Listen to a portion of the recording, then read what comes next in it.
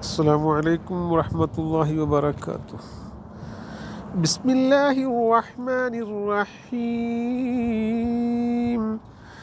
إنا أنزلناه في ليلة القدر وما أدراك ما ليلة القدر.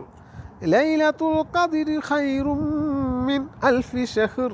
تنزل الملائكة والروح فيها بإذن ربهم من كل أمر. سلام هي حتى مطلع الفجر. जो भी मोमिन वज़ू करते वक्त सूरह अल क़द्र पढ़ेगा वो गुनाहों से ऐसे पाक हो जाएगा जैसे उसकी माँ ने उसे जन्म दिया था.